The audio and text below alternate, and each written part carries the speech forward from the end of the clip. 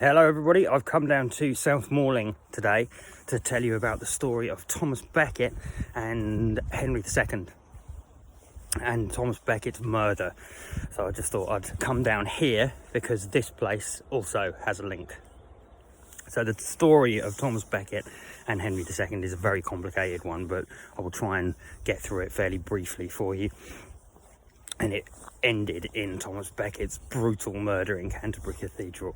But how he got to that point is that Henry II had tried to put him into this position of power as the Archbishop of Canterbury in order to kind of control the church's influence on Britain. He was or in England. He was very sort of sick of them interfering, so he had taken his friend, tried to put him in this position of power.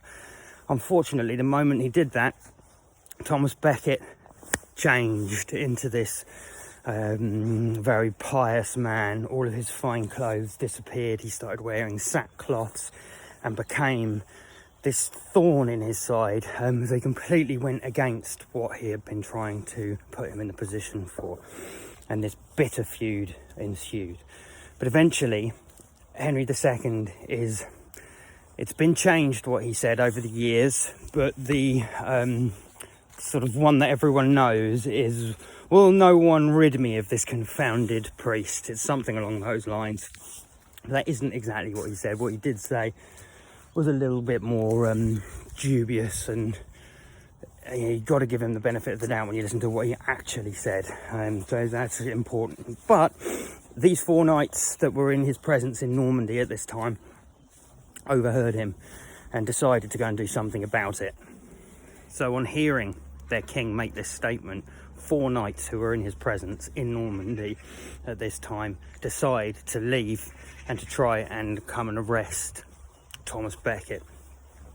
And the king is supposed to have sent people over to try and stop them, but they couldn't reach them in time once he'd found out what they were going to do. But they ended up at Canterbury Cathedral, and they tried to arrest Thomas Becket, who's having none of it, won't concede to them, won't go with them. And he just goes to church as he would have normally. And while he's there, they follow him in, basically, with their swords and their armour.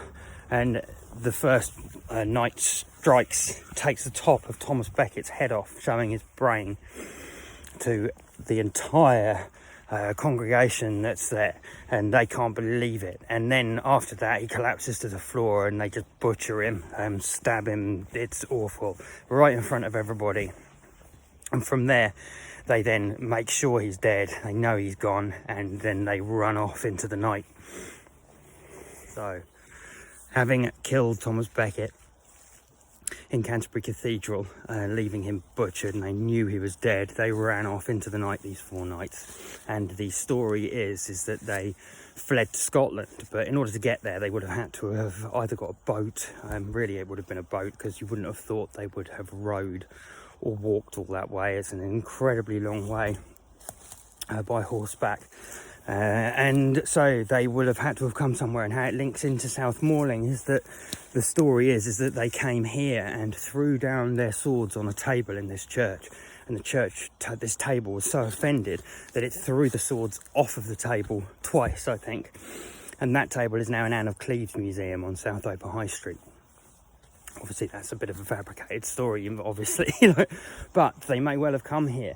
Why would they have come here? Well, this would have been a big harbour during their time. This whole area down here, you can see the river in the background over there, would have been completely flooded. Probably about another 10 feet higher, so it would have filled this valley up. And then what we have is just across the way is Landport. This is a very big clue, and there's a tally-ho pub. And then you have Hamsey, which was a known old port, and it couldn't have been a port in the state it's in now. So this whole area, Landport, South Malling, Hamsey, would have been a big tidal estuary harbour. And the reason they'd have come here would have been to get on a boat and to skedaddle, get out of town before they were arrested. And the story is that after they were arrested, they weren't arrested. Once they were caught, they basically were sent off to the Holy Land on a pilgrimage, on a crusade over to there. I think it was quite a while later, a good few years later, where they were made to do that, and none of them returned. And as far as Henry II, he did lots of penance, spent 3 days alone in his room, swore that he hadn't meant for that to happen, and really, having read all the things of all the different accounts of what he said, if it was just, will nobody rid me of this confounded priest, you'd think, okay, well, he must have probably sent them over, and you know, that's a very clear thing to say to kind of get them to, but it's not that clear cut. He didn't say that exactly. That's sort of what's been transmitted throughout the ages, but the actual account is much more speculative. So, but who knows? Certainly he was a thorn in his side. Certainly he had betrayed him and his trust, and who knows, you know, and certainly these knights would have been running for their lives having done that in front of all of those people. But it's an interesting story. I wonder if I'm standing where they came to straight after they'd done it. Just as a kind of final note, after they'd done this, people started collecting little vials of Thomas Becket's blood and were visiting where he had been killed, and very quickly he became a martyr, and his blood and where he had been killed was attributed as having miraculous properties.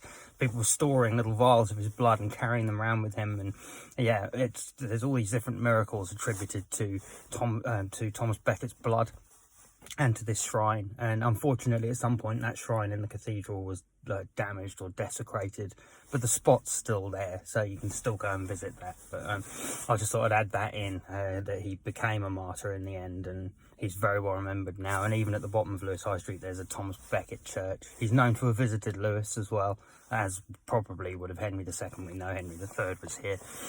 So yeah, just thought I'd add that as a little ending bit. It's quite interesting what people thought in the past about blood and body parts. It's very strange.